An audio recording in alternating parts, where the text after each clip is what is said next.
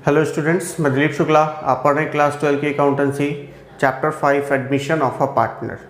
अभी तक हमने जो कुछ पढ़ा, जैसे रेशियो चेंज करना, गुडविल के लिए क्या ट्रीटमेंट होता है। अब अगला हम पढ़ेंगे कि रिजर्व एंड एक्यूमुलेटेड प्रॉफिट्स और लॉसेस के लिए क्या ट्रीटमेंट हम करते हैं, किस तरीके से उसको हम एडमिशन के टाइम पे दिखाते हैं, उसके लिए क्या क्या एंट्रीज पास करनी है, उसका कैसे हम एडजस्टमेंट करते हैं। इसके बारे में हमने पढ़ा था अपने 4th चैप्टर में change in profit sharing ratio में, जब पार्टनर आपस में रेशियो को चेंज करते हैं। बिल्कुल सेम एंट्रीज यहाँ भी होंगी, यहाँ भी कोई चेंज नहीं होगा, कोई खास चेंज नहीं हो रहा है, बिल्कुल सेम है। बस वहाँ पे हम ऑल पार्टनर यूज़ करते थे, यहाँ पे ओल्ड पार्टनर यूज़ करना है और कोई भी चेंज नहीं होगा। वहाँ भी रेशियो ओल्ड होता था, यहाँ भी रेशियो ओल्ड ही होगा, कोई चेंज नहीं है। तो अब चलिए स्टार्ट करते हैं कि रिजर्व एंड एक्यूमुलेटेड प्रॉफिट का एडजस्टमेंट हमें करना कैसे है। तो इसके दो तरीके हैं। पहला तरीका तो है कि हम कैपिटल और करेंट अकाउंट के थ्रू एडजस्टमेंट कर दें, मतलब कि जो भी रिजर्व एंड एक्यूमुलेटेड प्रॉफिट है, जब भी फर्म का रिकॉन्स्टिट्यूशन हो, फर्म में कोई चेंज हो, तो उसे हम बांट दें, जिनका था उनके बीच में डिस्ट्रीब्यूट कर दें। मतलब नया आ रहा है तो रिजर्व बचाया हुआ किसका होगा, पुराने पार्टनर का होगा, तो पुराने पार्टनर में हम क्या करें, डिस्ट्रीब्यूट कर दें। दूसरा तरीका हो सकता है कि भाई सारे पार्टनर चाहते हैं पुराने कि ये पैसा पड़ा रहे, फ्यूचर में हमारे किसी यूज में आ जाएगा, रिजर्व फिर से हमें ना क्रिएट करना पड़े, एक बार क्रिएट कर रखा तो उसी से हम अपना काम चलाते रहे। तो वहां पे करना होगा एडजस्टमेंट, जिसको हम बोलते हैं सिंगल एडजस्टमेंट एंट्री, तो उसको भी हम यहाँ पे पढ़ेंगे। तो सबसे पहले हम आज स्टार्ट करते हैं अपना पहला पॉइंट, क्या है, reserve and accumulated profit and और लॉसेस का। तो बात कर ले रिजर्व के लिए। रिजर्व क्या है, कोई भी ऐसा अमाउंट जो प्रॉफिट से बचा के रखा गया है फ्यूचर की लायबिलिटीज के लिए या फ्यूचर में जो पॉसिबल लॉसेस हैं उनके लिए, वो हमारा क्या होता है, रिजर्व। अब इसका एडजस्टमेंट हमें किसके थ्रू करना है, adjustment of reserves and accumulated profits और लॉसेस थ्रू कैपिटल और करेंट अकाउंट।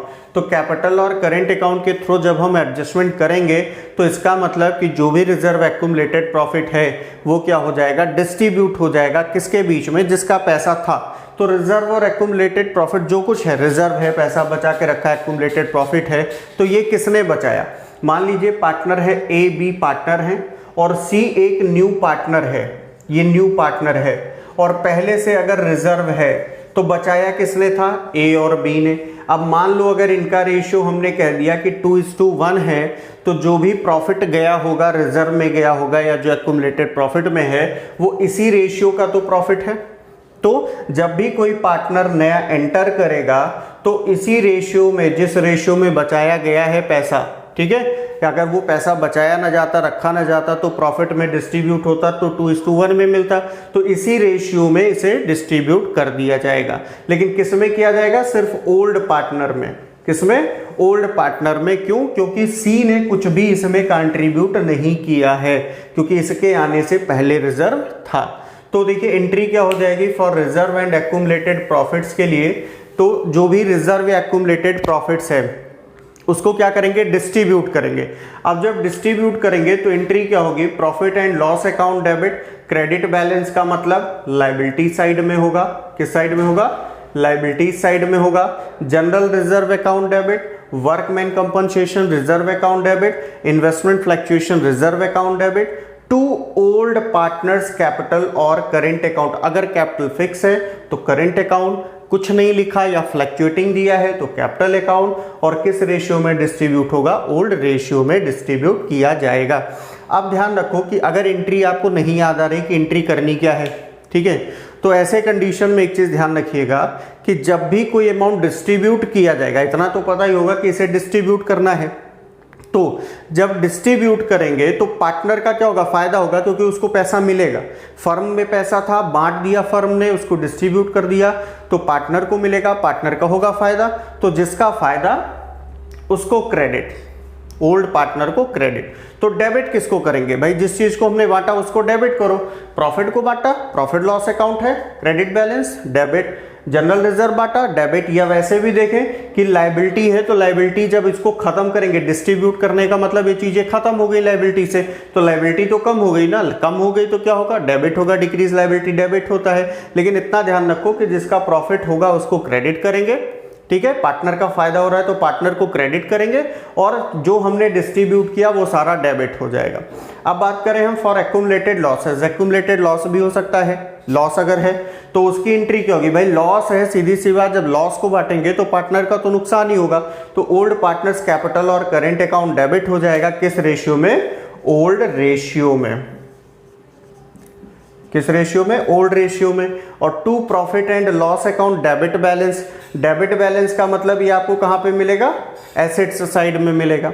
और to deferred revenue expenditure account, ये भी हमारा एक लॉस ही होता है, एसेट साइड में लिखा होता है लेकिन लॉस होता है, 11th में आपने पढ़ा होगा, जैसे एडवर्टीजमेंट सस्पेंस अकाउंट, कोई भी ऐसा एक्सपेंडिचर जो हमने खर्च तो आज कर दिया लेकिन उसका बेनिफिट हमको more than one accounting year मिलेगा, बेनिफिट उसका ज़्यादा है खर्चा लेकिन एक बार खर्च करने पे उसका फायदा हमको एक साल से ज़्यादा मिलेगा, तो वो डिफर्ड रेवेन्यू एक्सपेंडिचर होता है, जैसे एडवर्टीजमेंट सस्पेंस अकाउंट। एडवर्टाइज पे आपने पैसा खर्च किया, अब अगर पैसा एडवर्टाइज पे आपने खर्च किया तो एक बार खर्च किया तो उसी बार थोड़े फायदा मिलेगा, अरे अगली बार भी उसका उसी एडवर्टाइजमेंट का फायदा आपको मिलेगा, तो जितना फायदा हमको बाद में मिलेगा वो हमारा एसेट साइड में तब तक के लिए रिकॉर्ड हो जाता है और जितना हमको फायदा मिल चुका उतना पैसा एक्सपेंस में चला जाता है, तो वो डिफर्ड रेवेन्यू एक्सपेंडिचर भी क्रेडिट हो जाएगा और इन दोनों को डिस्ट्रीब्यूट कर देंगे ओल्ड रेशियो में। ठीक है, अब यहाँ पे बात आती है, दो चीजें हैं हमारे पास, वर्कमैन कंपनसेशन रिजर्व और इन्वेस्टमेंट फ्लक्चुएशन रिजर्व,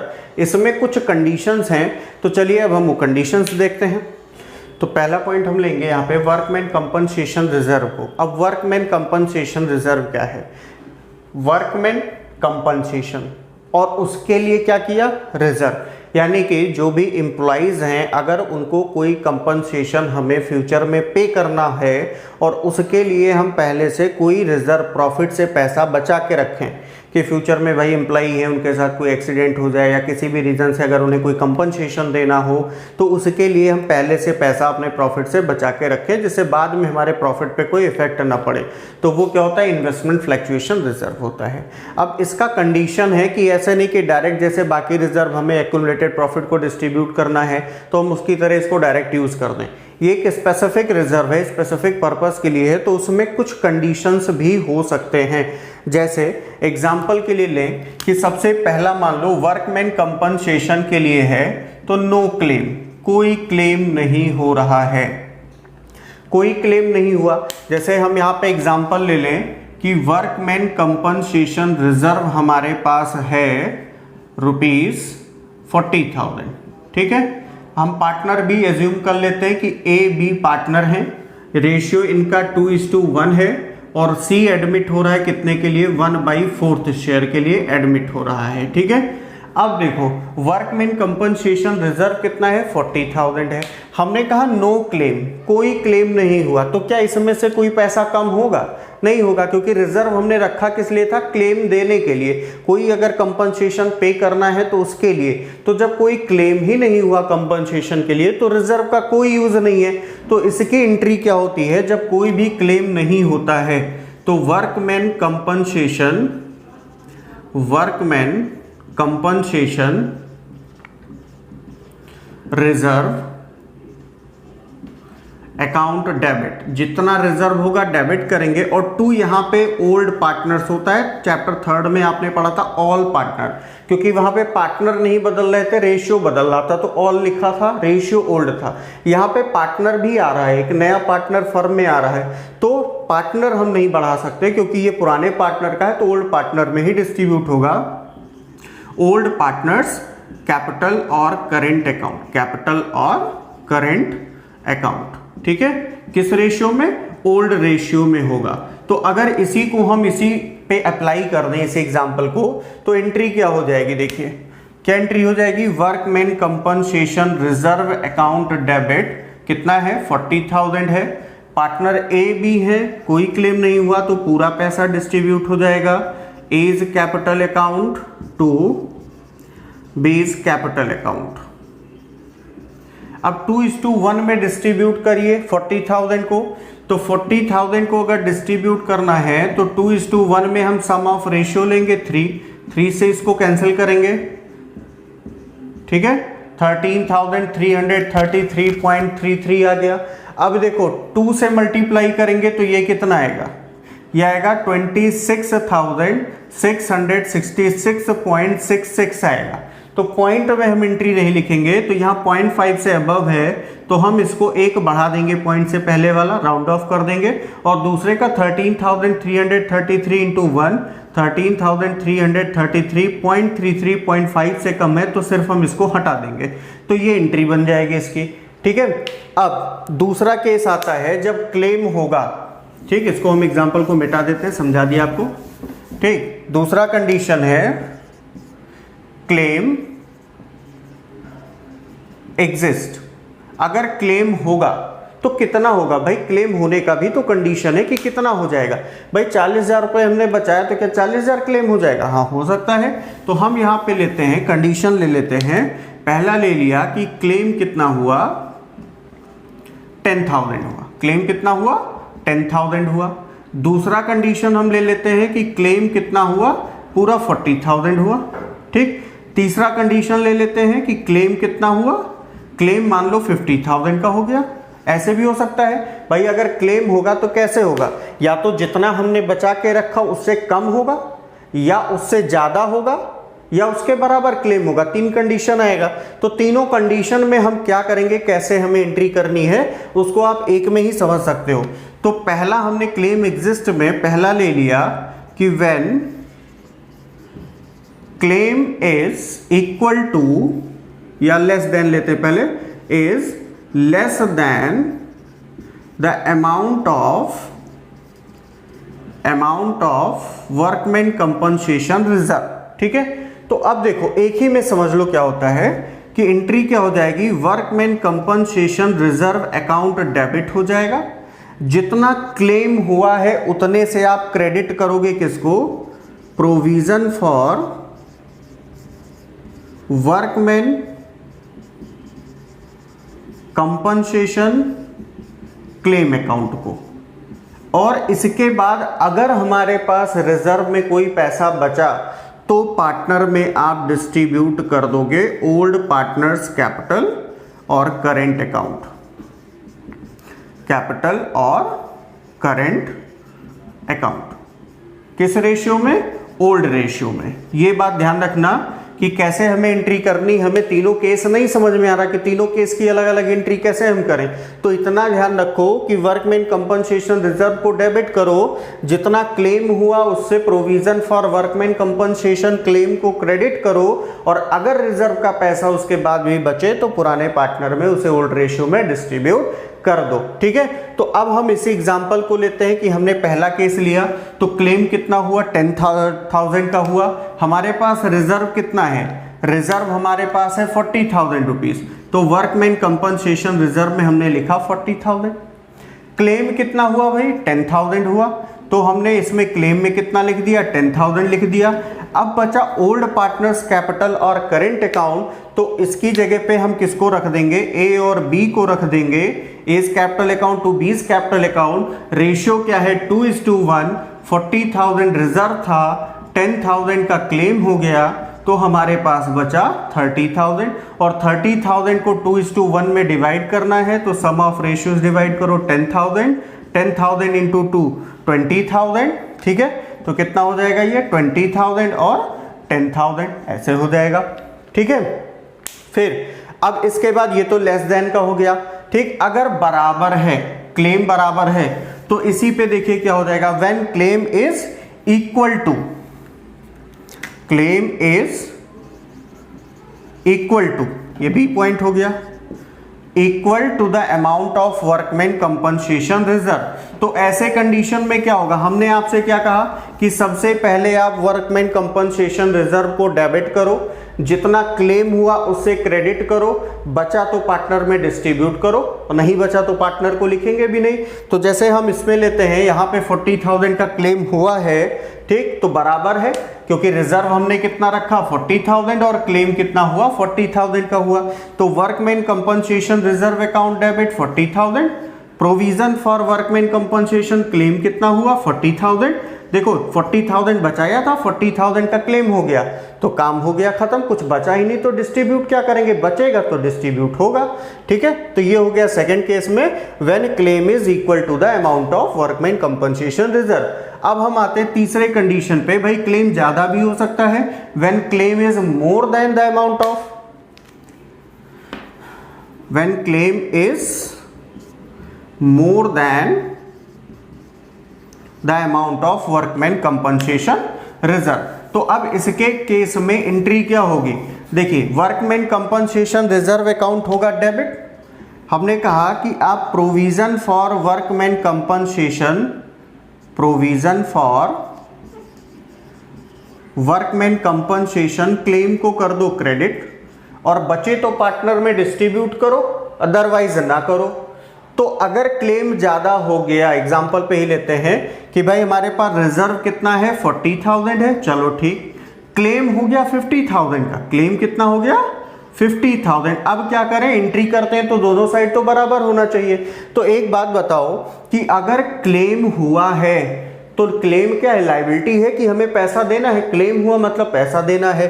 ठीक, रिजर्व आपने रखा था 40,000 का, 40,000, 50,000 का क्लेम हुआ, तो 40,000 का अगर आपने रिजर्व रखा और 40,000 तो आप क्लेम इससे दे दोगे, लेकिन फिर भी आपके पास 10,000 एक्सेस क्लेम बचेगा। क्या बचेगा, एक्सेस क्लेम। इसका क्या करोगे, एक्सेस क्लेम हो गया तो ज्यादा क्लेम हुआ मतलब लायबिलिटी बढ़ी, और कोई भी लायबिलिटी बढ़ती है तो रिकॉन्स्टिट्यूशन में वो रिवैल्यूएशन में जाता है, तो लॉस होगा तो रिवैल्यूएशन डेबिट होगा, प्रॉफिट होगा तो रिवैल्यूएशन क्रेडिट होगा।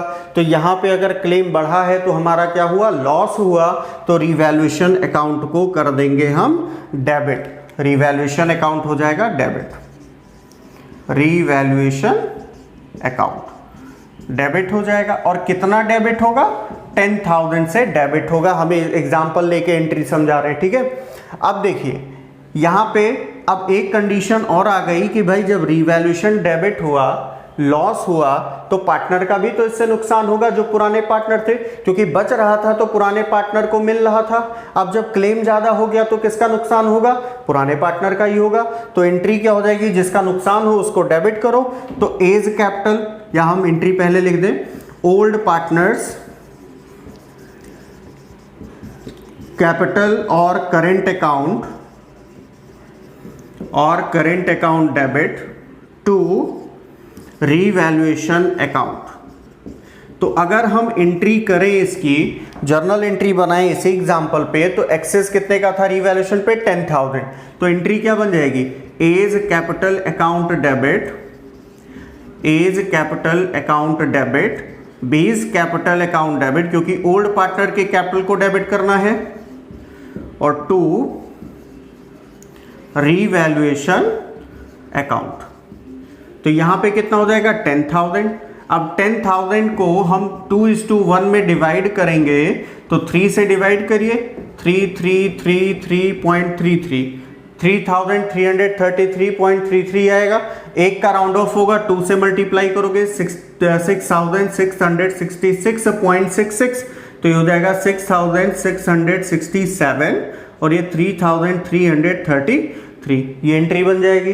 तो ये वर्कमैन कंपनसेशन रिजर्व का, और इसको अच्छे से ध्यान में रखिएगा क्योंकि ये बहुत ही इंपॉर्टेंट है, कंफ्यूज कर सकता है क्वेश्चन में, इसलिए इसको ध्यान रखिएगा। ठीक है, तो अब नेक्स्ट हम करते हैं इन्वेस्टमेंट फ्लक्चुएशन रिजर्व के लिए। तो नेक्स्ट है हमारा इन्वेस्टमेंट फ्लक्चुएशन रिजर्व।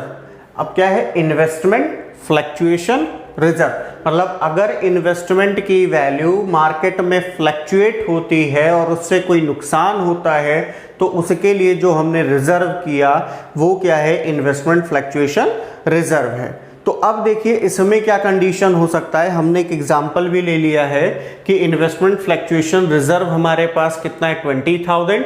इन्वेस्टमेंट की बुक वैल्यू यानी जो हमको बैलेंस शीट में लिखी हुई वैल्यू है वो कितनी दे रखी है, 1 लाख रुपीज। ए और बी पार्टनर है पहले से, 1:1 के रेशियो में प्रॉफिट शेयर करते हैं, और सी एडमिट हुआ 1/3 शेयर के लिए। तो अब यहां पे देखिए कंडीशन क्या हो सकता है, भाई अगर इन्वेस्टमेंट है और मार्केट वैल्यू पे बेस्ड है, किस पे बेस्ड है, मार्केट वैल्यू पे, तो मार्केट वैल्यू तो चेंज हो भी नहीं सकती है, नो चेंज कि ना चेंज हुई हो, और चेंज भी हो सकती है, दोनों कंडीशन है। ठीक है, यानी मार्केट वैल्यू चेंज नहीं भी हो सकती है और चेंज हो भी सकती है। तो नो चेंज का मतलब क्या है कि बुक वैल्यू, जो हमारी बुक वैल्यू है वो किसके बराबर है, मार्केट वैल्यू के बराबर है, तभी तो नो चेंज हुआ। ठीक, और जब चेंज होगा तो इसका दो कंडीशन हो सकता है कि जो हमारी मार्केट वैल्यू है वो क्या हो जाए, डिक्रीज हो जाए।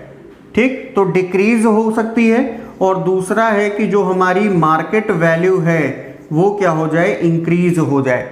तो देखिए मार्केट पे जो बेस्ड है, कोई एसेट्स है, अगर मार्केट में आज उसकी वैल्यू कम हुई तो कल को उसकी वैल्यू बढ़ भी सकती है। तो जब चेंज होगा तो चेंज में दो कंडीशन आ जाएगा। ठीक है, व्हेन मार्केट वैल्यू रिड्यूस और व्हेन मार्केट वैल्यू इंक्रीज। ठीक है, जब एक बार डिक्रीज होगा मार्केट में और इंक्रीज होगा, तो दोनों केस में। तो सबसे पहले स्टार्ट करते हैं जब मार्केट वैल्यू और बुक वैल्यू दोनों सेम होगा। तो पहला है when market value and book value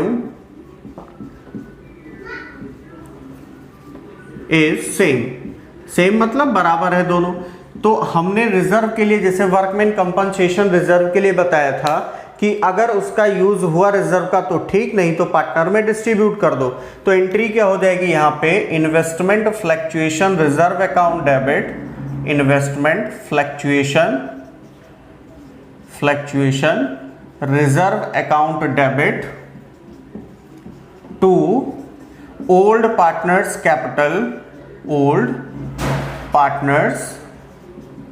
capital और करेंट अकाउंट। ये एंट्री हो जाएगी किस रेशियो में, ओल्ड रेशियो में। तो अगर हम एग्जांपल पे देखें, क्वेश्चन को सॉल्व करें कि मार्केट वैल्यू और बुक वैल्यू सेम है, कोई भी चेंज नहीं हुआ, तो अगर कोई चेंज नहीं हुआ तो एंट्री क्या हो जाएगी, इन्वेस्टमेंट फ्लक्चुएशन रिजर्व अकाउंट हो जाएगा डेबिट 20,000। अब अगर चेंज नहीं हुआ मार्केट की वैल्यू तो हमें रिजर्व की जरूरत भी नहीं, तो उसे ओल्ड पार्टनर में हम डिस्ट्रीब्यूट कर देंगे।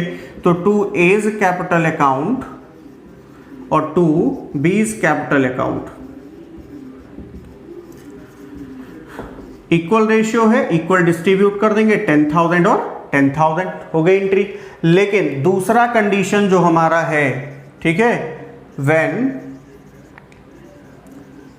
Market value is less then book value. यहां पे मार्केट वैल्यू बुक वैल्यू से कम हो रही है, लेकिन कितना कम हो रहा है वो कंडीशन यहां पे देखिए क्या है। ठीक है, जब मार्केट वैल्यू कम हुआ तो मार्केट वैल्यू रिड्यूस्ड, कितना रिड्यूस हुआ, कितना रिड्यूस हो सकता है, less than investment fluctuation reserve equal to investment fluctuation reserve और मोर देन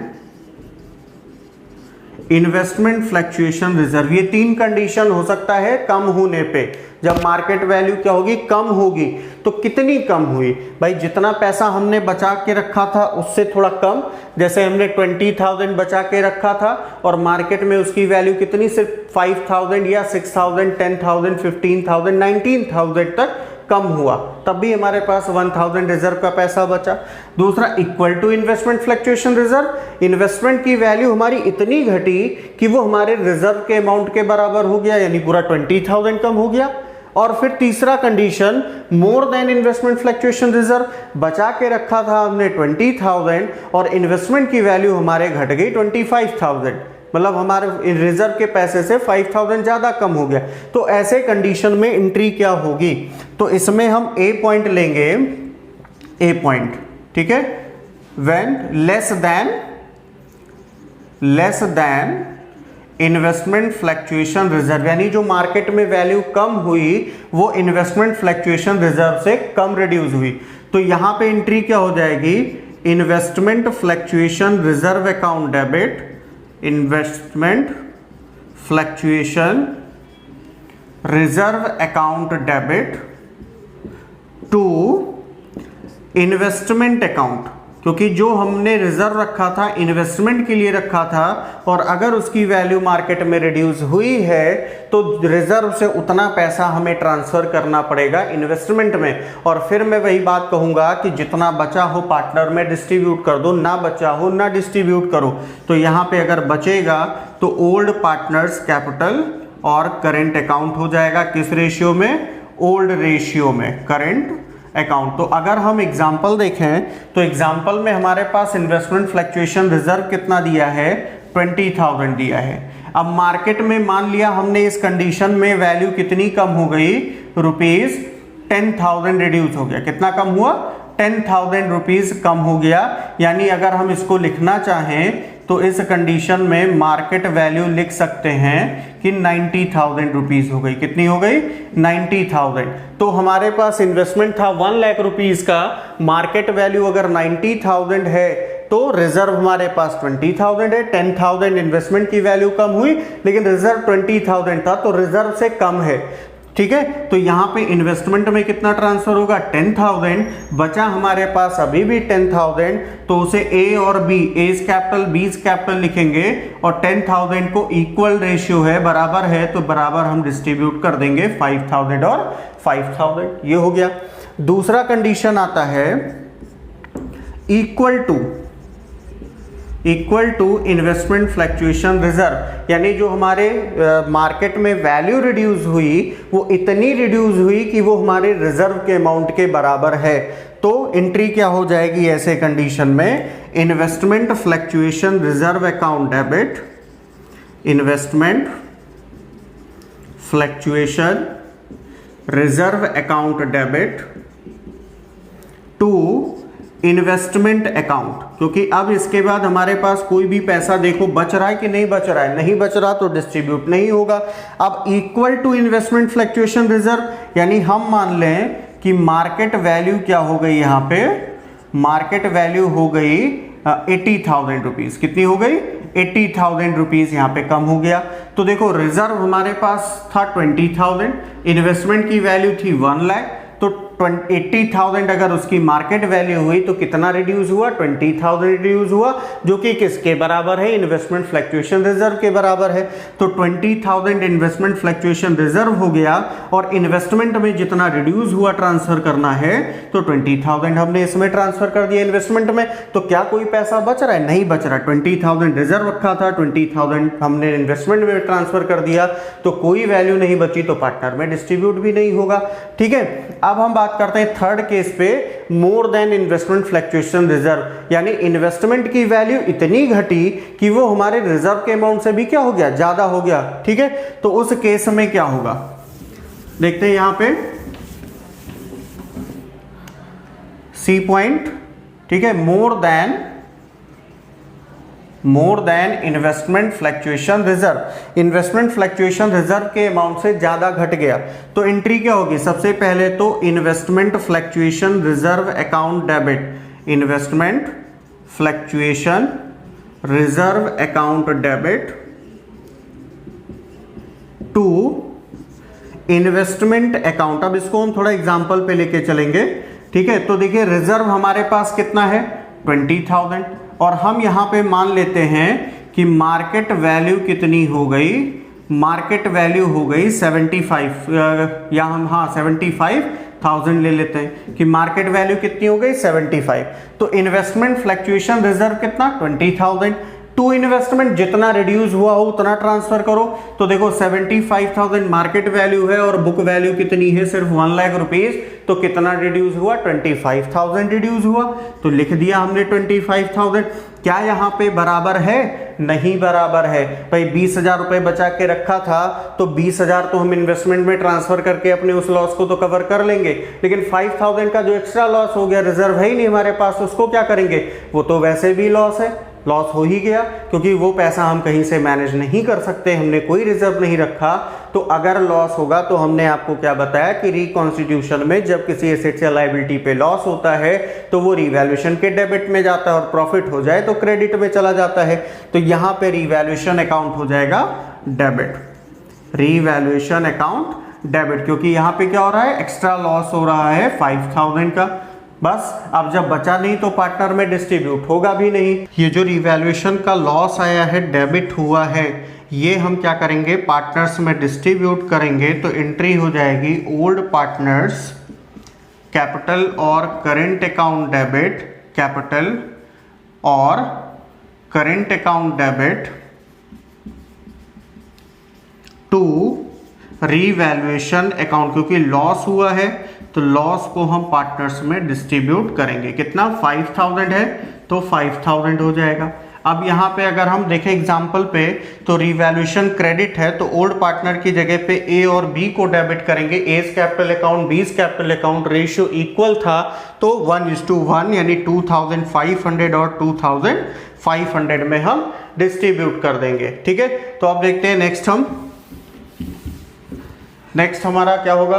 अब इसके बाद हम बात करते हैं कि हमने जो कंडीशन आपको बताया था कि वो क्या था, कि मार्केट में वैल्यू चेंज हो सकती है और नहीं भी हो सकती है। तो नहीं होगी तब तो कोई दिक्कत नहीं, वो तो पहले ही आपने पढ़ा कि पूरा का पूरा पैसा पार्टनर में डिस्ट्रीब्यूट करेंगे। लेकिन अगर चेंज होगा तो दो तरीके से चेंज होता है। एक, इन्वेस्टमेंट की वैल्यू कम होती है, रिड्यूस्ड, वो आपने पढ़ा कि less than investment fluctuation reserve equal to investment fluctuation reserve और more than investment fluctuation reserve. लेकिन अगर मार्केट वैल्यू बढ़ गई तो क्या होगा, तो when market value is more than book value, तो बुक वैल्यू से ज्यादा हो गया। भाई इन्वेस्टमेंट फ्लक्चुएशन रिजर्व होता किस लिए है, कि अगर मार्केट में हमारे इन्वेस्टमेंट की वैल्यू घटे तो हम उसको कवर कर सकें, उसके लिए होता है, बढ़ने के लिए नहीं होता। बढ़ा तो ऑलरेडी हमारा फायदा ही है, उससे तो कोई फर्क ही नहीं पड़ेगा। रिजर्व किस लिए होता है, कि जब वैल्यू घटेगी तो उसमें हमें यूज करना है, तो यहाँ पे उसका यूज तो होगा नहीं। तो जो भी हमारे पास इन्वेस्टमेंट फ्लक्चुएशन रिजर्व में पैसा है, इन्वेस्टमेंट फ्लक्चुएशन रिजर्व में जो भी पैसा है अकाउंट डेबिट, वो पूरा का पूरा पार्टनर में डिस्ट्रीब्यूट कर दिया जाएगा। ओल्ड पार्टनर्स कैपिटल और करेंट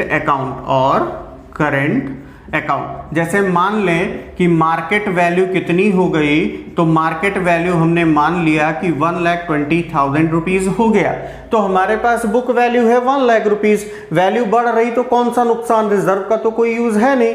तो जितना हमारे पास रिजर्व है 20,000 रुपीज, इसे हम पार्टनर में इक्वली डिस्ट्रीब्यूट कर देंगे 10,000 और 10,000। पार्टनर कौन है, तो ओल्ड पार्टनर्स कैपिटल और करेंट अकाउंट की जगह पे कौन आ जाएगा, ए और B. To A's capital account to B's capital account old partner में डिस्ट्रीब्यूट कर देंगे। अब यहां पे एक बात आती है कि जब मार्केट में वैल्यू ज्यादा घट गई थी तो लॉस होने पे रिवैल्यूएशन को हमने डेबिट किया था, लेकिन यहां पे मार्केट में वैल्यू क्या हो रही है, बढ़ रही है, और जब वैल्यू बढ़ेगी तो प्रॉफिट होगा, तो रिवैल्यूएशन हो जाएगा क्रेडिट। तो एंट्री क्या बन जाएगी यहां पे, इन्वेस्टमेंट अकाउंट डेबिट। दूसरी एंट्री क्या होगी, investment account debit to revaluation account. ठीक, अब देखें कितनी बढ़ी है इस एग्जांपल में, तो भाई मार्केट वैल्यू 120 हो गई है और बुक वैल्यू कितनी है 1 लाख रुपीज, तो 20,000 बढ़ा है तो 20,000 लिखेंगे हम यहाँ पे। फिर इसके बाद अगर लॉस था तो हमने पार्टनर के कैपिटल को डेबिट और रिवैल्यूएशन को क्रेडिट किया था, क्योंकि नुकसान जो भी हुआ वो पार्टनर में बांट दिया, तो प्रॉफिट भी तो पार्टनर में डिस्ट्रीब्यूट होगा। तो एंट्री क्या हो जाएगी, revaluation account debit to A's capital, यहां हम लिख दें पूरा ओल्ड पार्टनर्स कैपिटल और current account, old partners capital और करेंट अकाउंट। ठीक है, अब अगर हमें एग्जांपल पे लेना हो तो रिवैल्यूएशन में कितना आया 20,000, और पार्टनर कौन है, ए बी, तो ओल्ड पार्टनर की जगह पे हम किसको लिख देंगे, A's capital account, B's capital account, और कितना इक्वल डिस्ट्रीब्यूट करना है, ओल्ड रेशियो इक्वल है 1:1, तो 10,000 और 10,000 हो जाएगा। तो ये हमारा कंप्लीट हुआ इन्वेस्टमेंट फ्लक्चुएशन रिजर्व। अब हमारा रिजर्व एंड एक्यूमुलेटेड प्रॉफिट और लॉसेस कंप्लीट हुआ। एडजस्टमेंट थ्रू कैपिटल और करेंट अकाउंट। अब हम बात करेंगे कि अगर इसमें सिंगल एडजस्टमेंट एंट्री करना है, पार्टनर नहीं चाहते हैं कि ये रिजर्व एक्यूमुलेटेड प्रॉफिट डिस्ट्रीब्यूट किया जाए, बिजनेस में जितना है उतना ही रहे, तो उसके लिए एडजस्टमेंट एंट्री करनी होगी। और उसको कैसे करेंगे, चलिए उसको देखते हैं। तो जब रिजर्व एंड एक्यूमुलेटेड प्रॉफिट्स और लॉसेस के लिए सिंगल जर्नल एंट्री पास करेंगे तो क्या करना है हमें उसमें, तो देखिए accounting treatment of reserves and accumulated profits और losses through single journal entry, जिसको हम एडजस्टमेंट एंट्री भी बोलते हैं, ठीक है। तो कैसे करेंगे, पहला स्टेप है कैलकुलेट नेट इफेक्ट। क्या करना होगा, नेट इफेक्ट हमें कैलकुलेट करना होगा। और हम उसको कैसे कैलकुलेट करेंगे, जितने भी लायबिलिटी साइड में आते हैं या जो हमारे रिजर्व और एक्यूमुलेटेड प्रॉफिट्स है उनको जोड़ेंगे।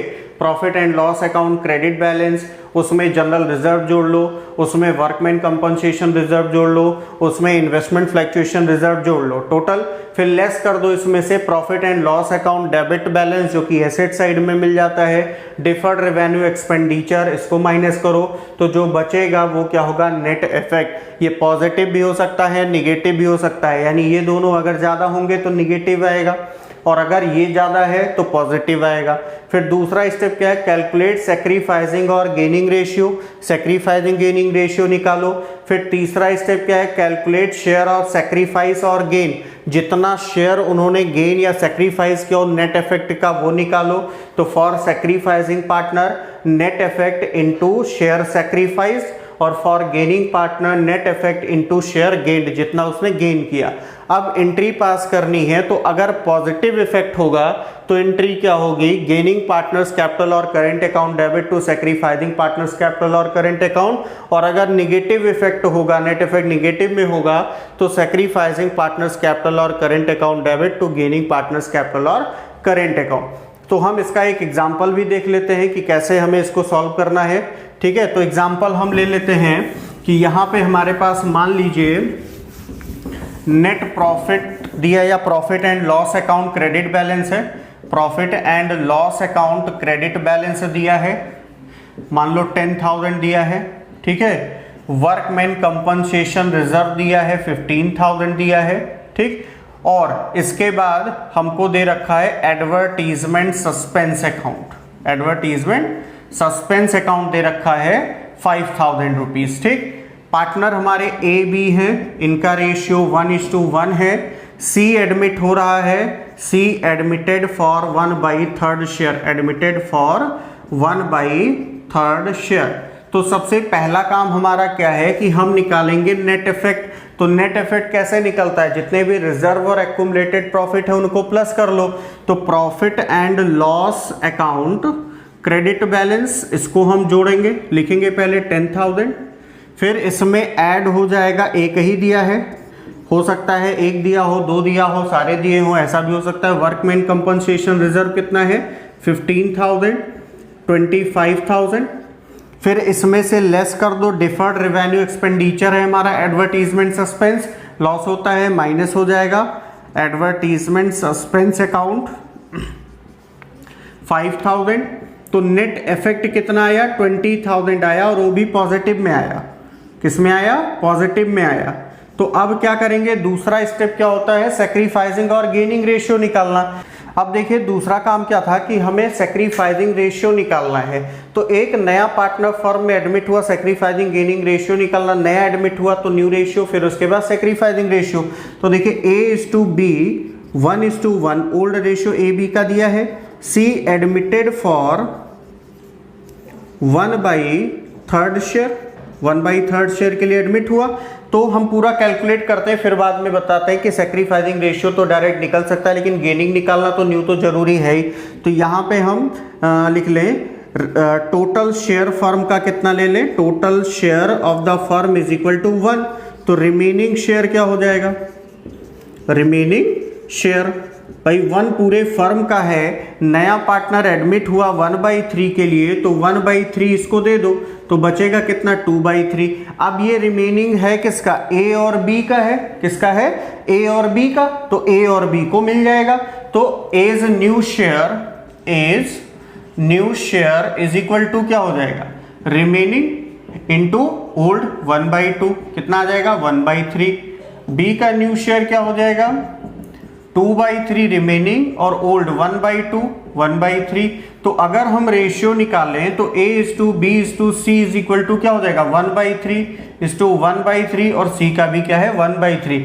ध्यान रखना कि जब सिर्फ नए पार्टनर का शेयर दिया हो, एक्वायर, टेक, सरेंडर, गिव्स कुछ नहीं कह रहा कि वो किसी से ले रहा है या उसको कोई दे रहा है, या जो पुराने पार्टनर है वो फ्यूचर में किसी रेशियो में कोई स्पेसिफिक रेशियो है जिसमें प्रॉफिट बांटेंगे, तो केस 1 यूज करना है। और केस 1 में हम क्या करते हैं टोटल शेयर लेते हैं, उसमें से नए पार्टनर के शेयर को डिडक्ट करते हैं, उसको शेयर दे दो, जो बचेगा वो पुराने पार्टनर का है, वो अपने रेशियो में बांट लेंगे जो पहले रेशियो था उसी में। तो नया रेशियो हमको मिल गया। अब हम क्या करें सैक्रिफाइसिंग और गेनिंग रेशियो निकाल लें। सैक्रिफाइसिंग और गेनिंग रेशियो, और हम इसमें यूज कौन सा किए हैं अभी तक ओल्ड माइनस न्यू। और ध्यान रखना पॉजिटिव आया तो सैक्रिफाइस और निगेटिव आया तो गेन। क्यों? क्योंकि ये जो रेशियो है ये सैक्रिफाइसिंग का फॉर्मूला है, तो पॉजिटिव सैक्रिफाइस और निगेटिव गेन होगा। तो ए का कितना हो जाएगा ओल्ड 1/2 न्यू 1/3, क्रॉस मल्टीप्लाई कर लो 3 - 2/5 is equal to 3 cross multiply करेंगे तो 3 - 2/6 is equal to 1/6। B old 1/2 new 1/3 is equal to 3 - 2/6 is equal to 1/6। और सी का देखिए कितना है ओल्ड कितना है 0, क्योंकि पहले तो पार्टनर था नहीं, तो पहले क्या था 0 था, और अब ये पार्टनर बना 1/3 के लिए, तो -1/3। ये दोनों तो कर रहे हैं सैक्रिफाइस, लेकिन ये क्या कर रहा है 1/3 गेन कर रहा है। ठीक है, तो अब यहां पे देखिए ए कितना सैक्रिफाइस कर रहा है, ए सैक्रिफाइस्ड कितना सैक्रिफाइस कर रहा है, नेट इफेक्ट कितना है, नेट इफेक्ट है 20,000। तो 20,000 इंटू 1/6 कितना हो जाएगा 3,333। ठीक है 0.33। B sacrificed 20,000 into 1/6 is equal to 3,333.33। तो पॉइंट हटा दें कोई फर्क नहीं पड़ता, लेकिन यहां पे देखें सी गेन कितना गेन कर रहा है 20,000 इंटू 1/3 6666.66 ये आ जाएगा। ठीक है, तो अब कैसे करें, यहां पे देखो दो लोगों का क्या है, इसको तो हम राउंड ऑफ कर लें, राउंड ऑफ कर लें। तो राउंड ऑफ करें या ना करें दो बात एक ही है। तो यहां पे हम राउंड ऑफ अगर इसको कर ले तो 6,667 होगा।